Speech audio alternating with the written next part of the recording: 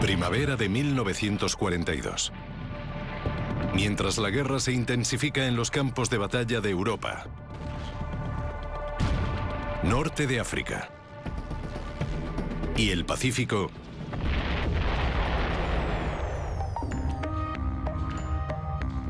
Adolf Hitler se acomodaba para una larga estancia en su último búnker, la guarida del lobo. En todo el mundo moría gente por culpa de Hitler. Y en lugar de centrarse en ese problema, se centró en un microcosmos. Tomó el control de un detalle insignificante y practicaba, hasta que sus perros le obedecían sin rechistar.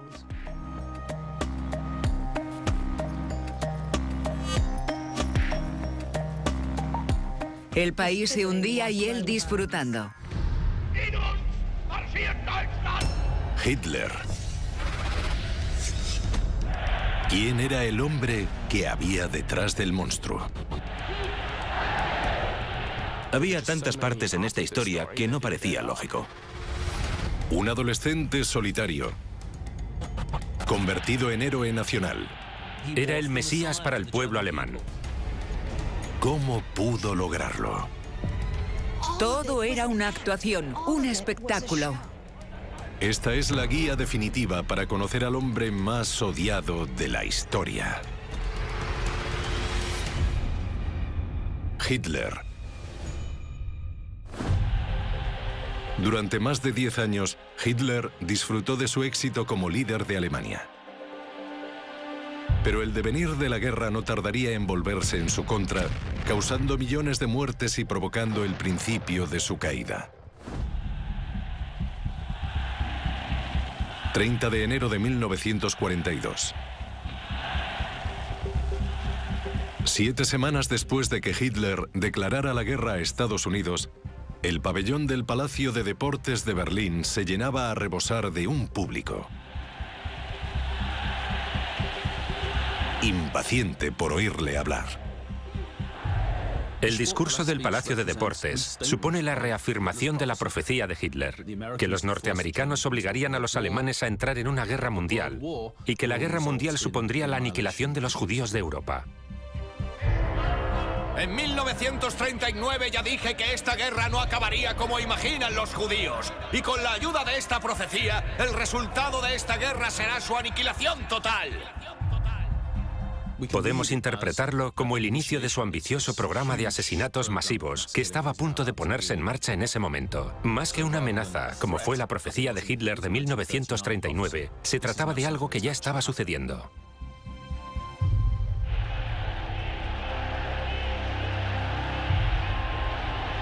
Ese discurso es lo más cerca que ha estado nunca Hitler de reconocer públicamente el Holocausto.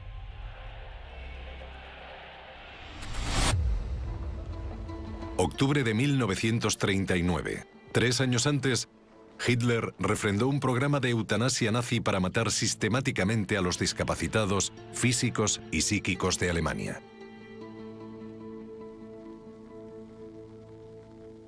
El programa T4 es uno de los elementos más perturbadores de los primeros años del Tercer Reich. Hitler estaba directamente relacionado con él e inevitablemente le salpicó. El pueblo alemán reaccionó en su contra y asoció a Hitler con él, pero aprendió la lección.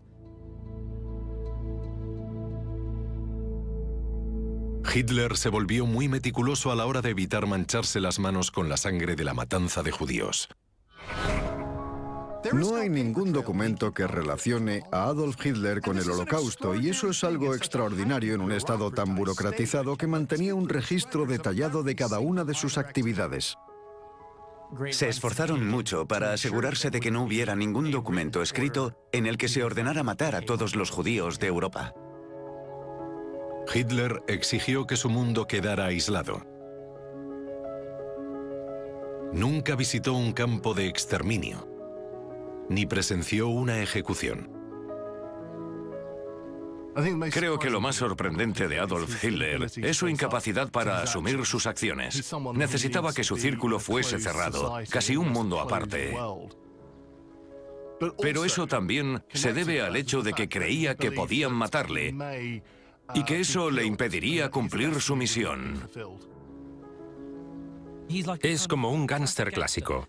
No quiere que se le recuerde por la profunda inmoralidad en la que está inmerso. Eran asesinatos y era un baño de sangre. Cuando acariciaba la cabeza de los niños, a varios cientos de kilómetros al este, había niños pequeños que morían aplastados en los vagones de tren. Pero esa era una realidad que nadie quería asumir. El 23 de enero de 1942, Hitler invitó al jefe de las SS, Heinrich Himmler, y a otros altos mandos a una comida tranquila. Según consta en las actas oficiales de su personal, estos encuentros privados permitían al Führer dar su beneplácito al Holocausto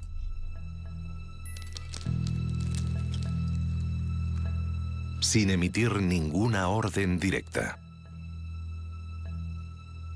La comida era deliciosa, el mantel impecable, todo perfecto. Un encuentro muy civilizado en el que la conversación gira, como suele pasar con Hitler, en torno a los judíos. La conversación era espeluznante, no era burocrática. Era Hitler diciendo cosas como, si le preguntase a los judíos si quieren irse voluntariamente y respondiesen que no, entonces no me quedaría más opción que exterminarlos. Hitler no le dice a nadie que haga algo concreto. Permite que los que están en la mesa saquen sus propias conclusiones. Hitler no necesitaba lidiar con el aspecto práctico del genocidio judío, porque sabía que Heinrich Himmler lo haría, un proceso conocido como trabajar en favor del Führer. Todos sabían lo que sentía Hitler por los judíos y la manera de ganarse su favor era anticipándose a su odio. A medida que la guerra avanzaba, cuanto más radical fuese la solución, más posibilidades de que los alemanes nazis la adoptaran. Diversos organismos e individuos competían por acceder a Hitler para que les autorizara sus ideas. Que las SS controlara la política de los judíos se debe a que en ese momento Himmler era el favorito de Hitler. Para saber qué pensaba Hitler bastaba con ver qué hacía Himmler. 20 de enero de 1942. 3 días antes de la comida con Hitler, la SS nazi de Himmler se reunió en su imponente casa de las afueras de Berlín. En el orden del día, la solución final a la cuestión judía. Desde que Hitler aprobara las leyes antisemíticas en 1933, la brutal persecución a los judíos se saldó con la muerte de 1.200.000 judíos en un año. Ahora el objetivo de los nazis era deportar a todos los judíos de Europa.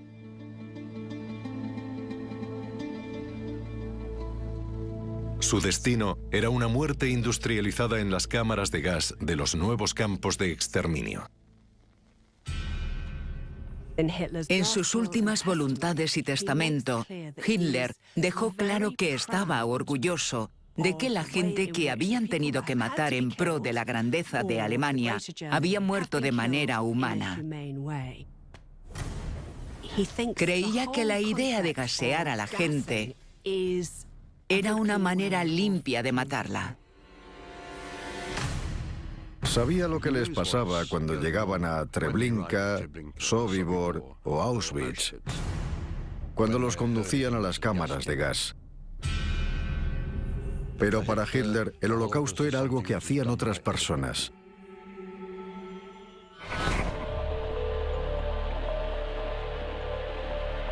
Hitler disfrutó de un éxito desmedido como líder de Alemania durante 10 años. Pero las cosas empezaban a cambiar. Estados Unidos y la Unión Soviética resultaron ser unos enemigos imponentes.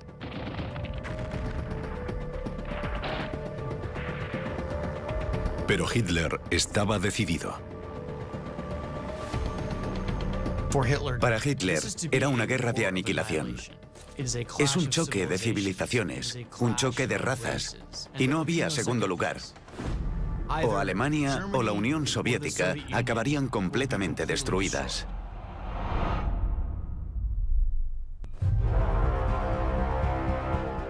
Invierno de 1941. En su cuartel de la guarida del Lobo a 800 kilómetros del frente, Adolf Hitler decidió controlar personalmente una nueva ofensiva en el este. Quería ser el señor de la guerra absoluto, pero también quería desesperadamente ser la persona que estuviera en medio de las operaciones, y eso es imposible. Pero cuando un devastador contraataque soviético obligó a sus generales a recomendar una retirada estratégica, Hitler lo desautorizó y les ordenó que se detuvieran. Sus tropas tendrían que resistir y luchar hasta morir. Fue una orden muy costosa en términos humanos. Cientos de miles de hombres cayeron, pero eso no importaba, porque Hitler pensaba solo a corto plazo. Desde su punto de vista, la orden había funcionado. Todos los comandantes militares saben que en determinadas circunstancias una retirada estratégica es necesaria. Para él, era algo irracional, que bajaría la moral y que no consentiría bajo ningún concepto. Hitler empezó a reparar en la capacidad de sus generales. La relación entre ellos siempre fue muy frágil. Mientras las cosas fuesen bien, estaba dispuesto a dejarlos tranquilos, pero en cuanto se torcían un poco, empezaba a intervenir. El 20 de abril de 1942, Hitler celebró su 53 cumpleaños. Estaba tan decidido a endurecer su control sobre el mando militar que se negó a salir de la guarida del lobo. Sus jefes políticos y militares se vieron obligados a ir hasta él. Hitler es lo que ahora llamamos un controlador compulsivo. Necesitaba ejercer su dominio sobre todo el mundo, en todo momento, sin excepción. Era alguien que de pequeño tuvo un padre autoritario que le pegaba y humillaba. Hitler partía de una posición de debilidad absoluta, y eso era algo que no quería volver a experimentar nunca más. Parece que todo el mundo sonríe, pero podemos identificar algunos gestos sutiles que sugieren la presencia de una tensión de fondo. Si paramos aquí, este hombre y Hitler están estrechándose la mano. Aquí lo revelador es que hay una distancia personal que quiere reducir porque tendemos a acercarnos a la gente que nos gusta. Él intenta acercarse, pero está claro que Hitler es muy reacio. Ahí está. Tira de él y él da un paso. Intenta enviarle a Hitler un mensaje no verbal. El pasado, pasado está. Hemos superado los problemas que tuvimos en el pasado. Volvamos a ser amigos. Este hombre era el ministro de Exteriores nazi, Joachim von Ribbentrop, que se opuso abiertamente a que Hitler invadiera la Unión Soviética. El caballero del fondo percibe la tensión e intenta saber qué está pasando. No fue un cumpleaños feliz. Había una tensión subyacente que nos indica que este pudo ser el principio de la ruptura de Hitler con sus generales.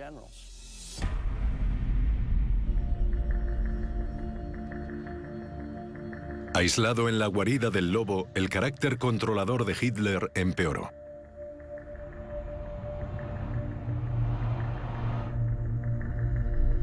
Pasaba los días adiestrando a su pastor alemán Blondie e interfiriendo en cualquier decisión militar, por insignificante que fuese. Hitler insistía en que cualquier soldado alemán que quisiese casarse con una mujer extranjera tenía que enviar fotografías y un resumen de la vida de la mujer para que él lo revisara personalmente. Era una locura total. Era capaz de obsesionarse con detalles como ese incluso en medio de una guerra titánica.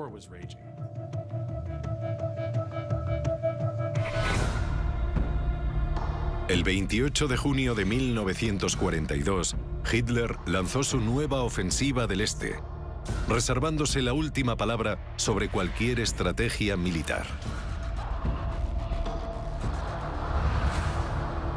Decidió enviar más de 1 millón de hombres al sur de la Unión Soviética. En lugar de dirigirse a Moscú, que es donde querían ir la mayoría de sus generales, desvió todos los esfuerzos hacia el sur, a los campos de avena del sur de Rusia. Pero junto al río había una gran sorpresa simbólica: Stalingrado, la ciudad que llevaba el nombre de su archienemigo y líder de Rusia. Capturó la ciudad porque eso suponía una gran humillación para Stalin. En estas fotos privadas vemos a Hitler imponiendo su voluntad a los comandantes más veteranos.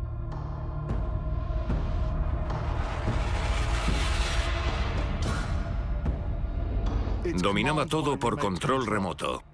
Sobre el mapa, Hitler arrastraba extensos territorios de la Unión Soviética, pero ahí es cuando surgieron los problemas, porque los generales alemanes eran grandes profesionales. Habrían hecho lo más eficaz desde el punto de vista militar. Se habrían retirado antes de Moscú para reagruparse y poder atacar desde una posición más favorable en un mejor momento. No se hubieran lanzado a la lucha por una ciudad simbólica que no significaba nada realmente. Conocían la logística y conocían la doble tiranía del tiempo y el espacio. Hitler no, se movía por intuición.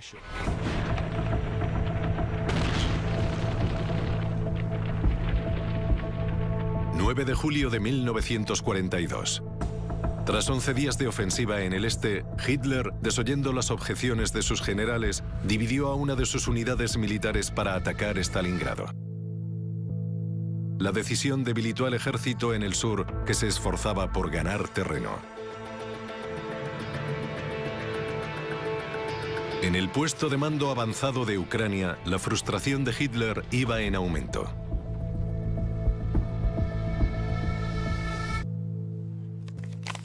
Hacía calor y había humedad. Las noticias del frente eran cada vez peores. Se dirigió al general Halder, su jefe de Estado Mayor, y le dijo: ¿qué sabrás tú de guerra? Yo estuve en el frente en la Primera Guerra Mundial. Sé más que tú. ¿Qué hiciste tú en la Primera Guerra Mundial? Quedarte ahí sentado delante de una mesa dibujando mapas. Tú no tienes una medalla de honor. En un movimiento sin precedentes, Hitler destituyó al general Wilhelm List y se hizo con el control personal de su unidad militar. El líder supremo de Alemania también gestionaba la logística del día a día de 300.000 hombres. Hitler acabó llamando a los comandantes diciéndoles: ¿están los antiaéreos en su puesto? Llamando a las fuerzas aéreas para decirles que enviaran 3 aeronaves de transporte a distintos destinos. Eso deberían hacerlo los hombres que están en el frente, con conocimientos técnicos. Lo que hacía que los alemanes superasen al resto de Europa en la guerra era un sistema de comunicación impecable entre todos sus ejércitos. Adolf Hitler llegó y mandó todo eso al traste. Bajo el mando directo de Hitler, la defensa del este empezó a debilitarse.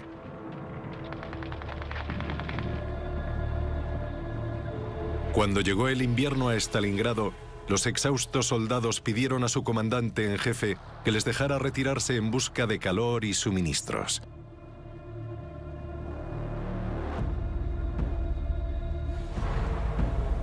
Hitler estaba sentado en el tren del Führer, en el vagón restaurante, un vagón revestido de palisandro, cuando otro tren se detuvo al lado.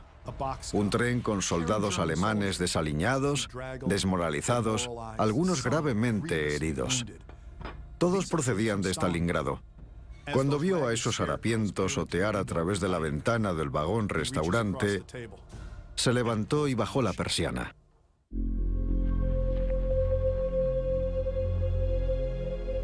En enero de 1943, las noticias del frente del este iban de mal en peor para Hitler. Tras 5 meses combatiendo sin descanso por el control de Stalingrado, los soviéticos habían rodeado a sus hombres. Cuando la batalla de Stalingrado empezó a ponerse fea y el ejército alemán se quedó aislado, Hitler empezó a pensar en el honor alemán, la fortaleza alemana, la superioridad racial, en que los eslavos no podían vencer a los alemanes y cosas así. Para Hitler era una cuestión de ideología. Era un momento decisivo para acabar con los bolcheviques y los eslavos. Indudablemente, el sinsentido racista de Hitler se convirtió en el motor de sus decisiones. Quería un lugar definitivo en el que atacar, y por casualidad lleva el nombre del mismísimo Stalin. Lo decisivo en esta guerra es quién da el golpe definitivo, y podéis estar seguros de que seremos nosotros. Hasta el momento en la batalla de Stalingrado habían muerto 50.000 hombres. Pero Hitler seguía negándose a que su ejército se retirara. El cuartel general del Führer estaba dominado por una ausencia total de realidad. En Stalingrado, los soldados morían de hambre, veían morir a sus compañeros. Se congelaban por las bajas temperaturas. Era un cataclismo y Hitler no admitía la realidad de la situación. La imagen de Hitler es que pasó 4 años en el frente en la Primera Guerra Mundial, en las trincheras, una imagen surgida en parte de su Mein Kampf. La verdad era muy distinta, porque trabajó como mensajero bastante alejado del frente. No podía valorar el sacrificio que hacían los soldados, porque no había compartido la experiencia con ellos. El 22 de enero de 1943, Hitler recibió una petición desesperada del comandante alemán en Stalingrado. Sus hombres estaban rodeados, sin munición y comiéndose los caballos para sobrevivir. El general Friedrich Paulus solicitaba permiso para rendirse. Era una solicitud de lo más lógica, procedente de un comandante militar. Hitler no se lo permitió porque seguía obsesionado con la idea de que si les demostraban a los rusos que los alemanes nunca se rinden, pasarían a la historia. Insistía en que las tropas no se rendirían nunca, por difícil que fuese la situación, y con frecuencia tampoco se retiraban de situaciones de las que podían escapar, simplemente por una cuestión de principios. Eso, en términos generales, en el transcurso de la guerra, fue un desastre. Ascendió a Paulus a mariscal porque confiaba en que sus generales y sus mariscales lucharían hasta quedarse sin hombres ni munición. De lo contrario, confiaba en que se suicidarían. Hitler creía que sus soldados eran guerreros defensores de un gran ideal. Pero eran ellos los que sufrían en las gélidas estepas a miles de kilómetros de casa, intentando comerse un caballo congelado. 31 de enero de 1943. Unos días después, el general Paulus y las tropas de Stalingrado se rindieron. Durante la batalla, el ejército alemán había perdido cerca de 250.000 hombres. Hitler lo consideró una traición. La peor cobardía que podía perpetrar uno de sus generales era rendirse a su archienemigo, los bolcheviques. Hitler estaba sorprendido y consternado porque no se hubiera pegado un tiro. Llegó a decir que el resto de la Sexta División debería haber formado un círculo y usar las últimas balas para dispararse entre ellos. En la guarida del lobo, a Hitler le cuesta asumir las consecuencias de la derrota. A puerta cerrada, Hitler estaba en una posición horrible. Su única compañía era uno de sus perros alsacianos. Emocionalmente, vivía en un lugar oscuro y lúgubre. Hasta ese momento, durante la guerra, había comido todos los días con sus ayudantes, conversando sobre el avance militar y demás. Pero no soportaba la idea de esta derrota. A partir de entonces, solo comía con mujeres, normalmente sus secretarias. Mujeres que tenían órdenes de mantener una conversación alegre y desenfadada. No le podían dar malas noticias. Si le dabas una mala noticia, te exiliaba, te degradaba, te ejecutaba. Incluso cuando un valiente subordinado le daba datos reales, Hitler solía responder, vale, y luego escribía en el margen, no puede ser verdad. La derrota de Hitler quedó registrada en su incapacidad para lidiar con la realidad.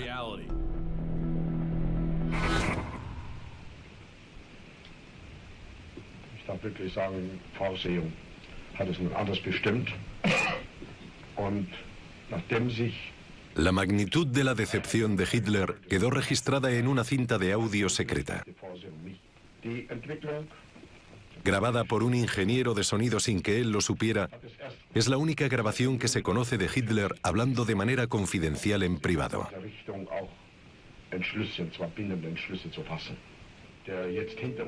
Se escuchaba a Hitler explicándole al mariscal finlandés Carl Gustaf Mannerheim por qué el asalto a Rusia no avanzaba según lo previsto. No estábamos seguros de lo monstruosamente bien armados que estaban. Hitler admite que no estaba debidamente preparado. Había subestimado a Rusia, pero no podía admitir su error. Su manera de justificar o razonar su error era: lo habría hecho de todos modos. Si lo hubiese sospechado, habría tomado la misma decisión. Cuando Hitler dice que los rusos tenían 35.000 tanques, Que un Estado cuente con 35.000 tanques. está claro que es una exageración. En realidad, con lo máximo que contaba el ejército soviético eran unos 23.000 tanques. Incluso frente a gente de confianza, Hitler manipulaba los datos. Eran puras mentiras. Las dice con tanta seguridad que la gente acaba diciendo: sí, 35.000, sí, 35.000. 35.000 tanques. En ese momento tuvo la audacia de decir: aún así hemos abatido 34.000 de los 35.000 tanques. Hemos destruido más de 34.000 tanques.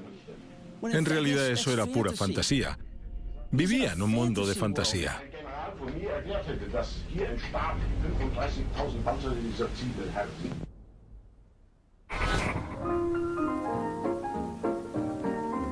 En verano de 1943, la negación de Hitler marcaba la pauta de todo su régimen.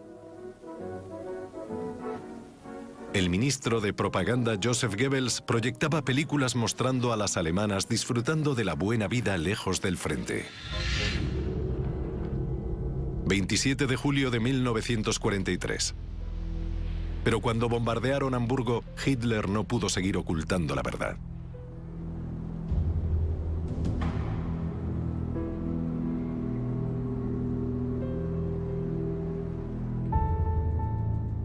Permaneció impasible mientras la ciudad ardía. Por un lado, le conmovían los animales y los niños, pero por otro, el sufrimiento de las personas le dejaba totalmente indiferente. Creía que esas adversidades conducirían a los alemanes a la victoria final. Hitler no hizo ningún gesto a su público para decirle: sigo con vosotros, soy uno de vosotros. En vez de eso, compró 3.000 cuadros destinados al nuevo Museo de Arte. En 1943-1944, lo último que querrías es gastar una cantidad desorbitada de dinero en obras de arte, pero él lo hizo. No era el tipo de hombre que permanece junto a su pueblo en el amargo final, en las peores condiciones. Lo divertido, bueno, divertido en el sentido retorcido, es que Hitler confiaba en que las bombas de los aliados destruyeran el ayuntamiento de Berlín, que él consideraba una obra arquitectónica abominable.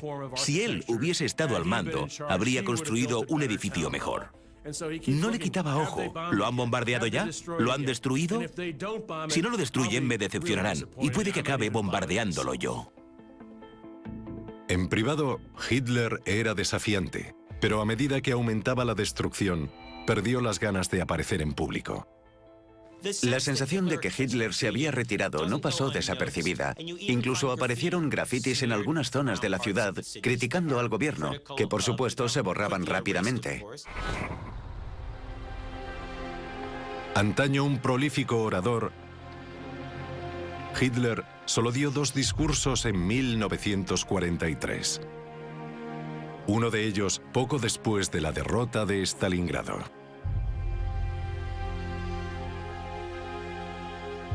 A Goebbels le resultaba muy difícil convencer a Hitler para que hablara al pueblo, y cuando lo hacía, Hitler se mostraba abatido.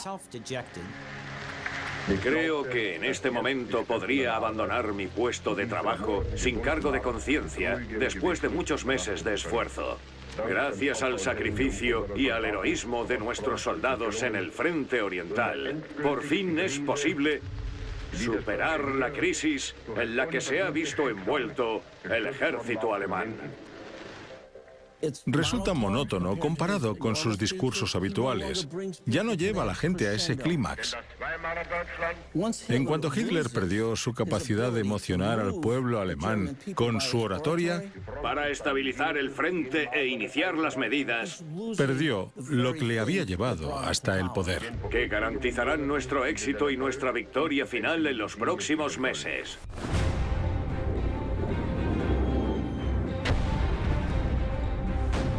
El 9 de julio de 1943, los aliados abrieron un nuevo frente al oeste, con la invasión de Sicilia.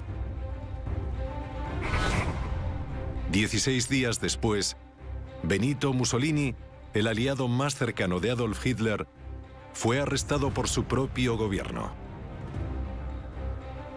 El Führer empezó a idear un temerario plan de rescate. La idea de rescatar a Mussolini resultaba muy emocionante para Hitler. Era una especie de fantasía infantil. Podía demostrar quién era él aunque la guerra fuese mal. Al fin y al cabo, Hitler era un niño. Era alguien que pensaba que rescatar a Mussolini y ponerle en la cúspide de un estado fascista haría que las cosas fuesen mejor. Y Hitler tenía una relación muy peculiar con Mussolini. En la década de 1930, Hitler era como un discípulo de Benito Mussolini, un admirador. Una de sus posesiones más preciadas era una fotografía del Duce firmada. Creo que Hitler sentía mucho cariño por Mussolini. ¿Por qué? Porque era la única persona del planeta que sabía lo que era ser un dictador totalitario de un Estado fascista europeo. Pero, por supuesto, la relación flaqueaba a medida que flaqueaban las campañas políticas y militares de Mussolini. Y al final Hitler se vio obligado a rescatarle.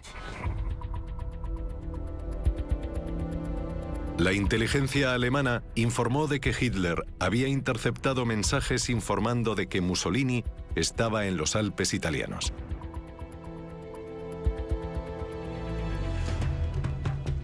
Un comando de paracaidistas de las SS aterrizó en la ladera de una montaña, atacó un hotel, metió a Mussolini en un pequeño avión Fischler Storch y llegaron a tiempo para el té y las medallas. Hitler estaba encantado con el éxito de la operación. Fue un golpe de efecto. Fue una operación rodeada de misterio y muy temeraria, una historia fantástica. Estaba exultante, quería que le repitieran los detalles una y otra vez para saborearlos. Puede que le recordara el dulce sabor de la victoria, pero nada más lejos de la realidad. Fue el rescate de un hombre que ya no podía desempeñar ningún papel relevante en la guerra. En septiembre de 1943, el ejército de Hitler ocupó gran parte de Italia y a pesar del estado en que estaba Mussolini, le puso al frente de un gobierno títere. Mientras, en el frente oriental, el ejército rojo tenía arrinconados a los soldados alemanes. 2 meses antes, un contraataque soviético acabó con una ofensiva alemana llamada Operación Citadel. 50.000 hombres murieron o resultaron heridos. Cuando los generales consintieron la retirada de las unidades del ejército alemán, él pensó que eran despreciables y dijo: esos hombres con sus galones debajo de los pantalones me ponen enfermo, son peores que los judíos. Eso era lo que sentía Hitler por los generales alemanes.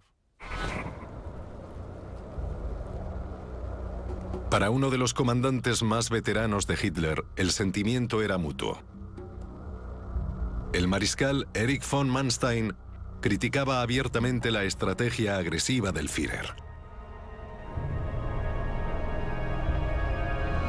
Eso le costó recibir varias visitas del mismísimo Hitler. Estas imágenes son muy valiosas. Contexto histórico. Después de ganar tantas batallas, Hitler está perdiendo y su general von Manstein intenta hacer llegar a Hitler su mensaje. Intenta decirle, a veces hay que hacer una retirada estratégica. Pero Hitler nunca se retira, solo piensa en avanzar. Y aquí se percibe la relación. El general no está contento, no le gusta lo que está pasando. Y a Hitler no le interesa lo más mínimo. De hecho, en las imágenes le vemos bastante ausente. No está escuchando realmente. En realidad no le interesan los detalles que le da el general. Lo que quiere es apoderarse de la situación. Intenta poner las manos en las caderas para mostrar poder, pero las pone tan arriba que parecen las alas de un pollo que estuviera cacareando. Y esta es la gran revelación, el apretón de manos. No le suelta la mano. No es un apretón normal de 3 a 5 segundos. Dura más de 30 segundos. Se prolonga y al final suelta. Pero indica que Hitler está diciéndole, estás acabado. Ya no tienes poder, soy yo el que tiene el poder.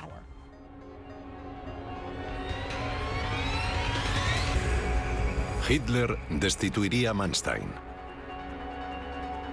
Estaba decidido a erradicar del ejército a cualquiera que no estuviera de acuerdo con él, incluso a sus mejores hombres. Los generales Halder, Guderian y Rundstedt, héroes de la campaña francesa, también fueron destituidos. Hitler los sustituyó por hombres inexpertos que hacían lo que se les ordenaba. Había generales a los que Hitler pagaba un sobresueldo que no constaba en su nómina. Grandes cantidades de dinero por apoyarle. Les pagaba por su lealtad. Les pagaba para que se callaran e hicieran su trabajo. En mayo de 1944, las fuerzas enemigas se cernían sobre el Reich.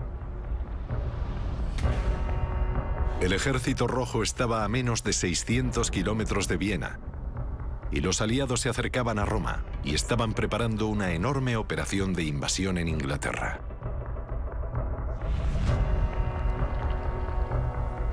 Pero Hitler se volvió a su cuartel alpino, al Berghof, para relajarse con su amante Eva Braun. Eva Braun decía que le recordaba los buenos tiempos. Paseos con los perros, películas por la noche frente al fuego, té con pastas en el salón de té, invitados, gente en la terraza y en los salones. Sin embargo, sabemos que en su relación con Eva Braun, como en muchos otros aspectos de su vida, Hitler recurría a las drogas. Le inyectaban testosterona, tomaba cocaína, de todo. A medida que su salud se deterioraba, Hitler tenía un temblor incontrolable en una pierna. Su médico personal, el doctor Theodor Morell, apuntó en su diario que podía deberse al estrés. El tratamiento era una inyección que al parecer contenía metanfetamina. Una de las cosas que sabemos hoy en día de Hitler es que abusaba de los medicamentos. Tomaba un cóctel de unas 74 sustancias y eso, sin duda, nublaba su mente. Aprovechando el estado de indiferencia de Hitler, Eva decidió organizar la recepción de la boda de su hermana en el Nido del Águila, el salón de té del Berghof. Participaba en las bodas y eventos oficiales como una especie de pariente embarazoso, un tanto desagradable, solemne y ausente. Tenía la mirada perdida, era como si ya no estuviera allí. Tenía que lidiar con sus problemas de salud, su insomnio y sus preocupaciones sobre cómo acabaría todo aquello. Desde el punto de vista de la propaganda, es algo muy potente, porque el mito de Hitler se basaba en una especie de accesibilidad a Hitler. Oír su voz, ver su rostro. Justo cuando todo eso resultaba absolutamente necesario para convencer al pueblo alemán de que Hitler seguía siendo el líder del país, dejó de aparecer en público. Hitler había establecido su mando militar en el Berghof. Todos los días se reservaba unas horas para reuniones estratégicas con sus generales. El resto del tiempo lo dedicaba al ocio. La organización del tiempo era propia de un adolescente. Hitler hablaba de los 4 años entre la muerte de su padre y la muerte de su madre como una de las épocas más felices de su vida, cuando su madre le mimaba sin reparos. No tenía nada que hacer, salvo tumbarse y disfrutar.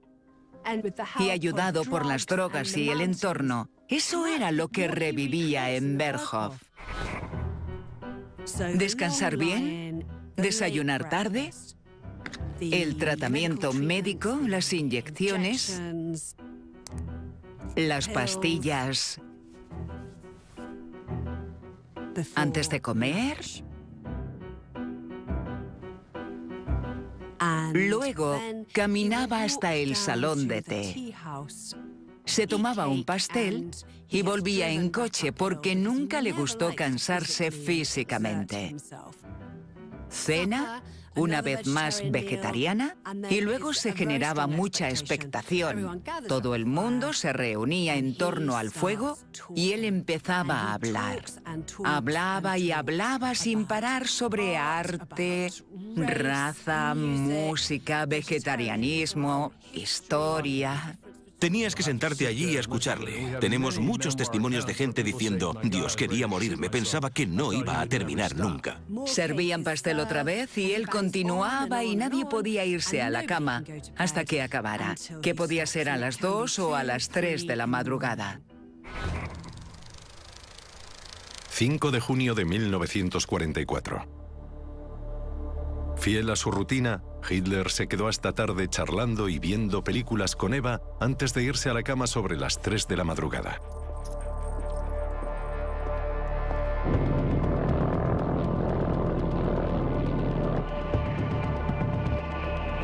A 950 kilómetros de distancia en Normandía, los paracaidistas norteamericanos iniciaban la primera fase de la invasión aliada.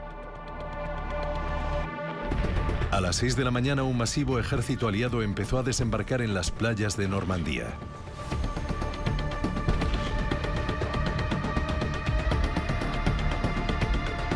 El día D estaba en marcha.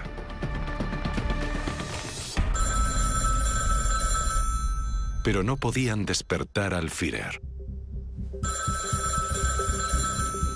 Hitler era el único que podía enviar divisiones de reserva para repeler la invasión, pero nadie podía despertarle. Hitler estaba durmiendo. Las lanchas de desembarco habían llevado tropas a varias playas: Gol, Sword, Juno, Omaha y Utah. Los aliados desembarcaron en Normandía mientras Hitler dormía tranquilamente. Su personal no se atrevió a despertarle hasta las 10 de la mañana. Cuando se despertó, su comentario fue muy curioso. Caballeros, dijo, por fin ha sucedido. Por fin están aquí, como había previsto. A ver qué pasa ahora. Vio el momento de mostrar a los británicos y a los norteamericanos lo que era la guerra. Recibió el desastre con los brazos abiertos. Había llevado al pueblo alemán al borde del abismo y se lo llevaría con él al apocalipsis.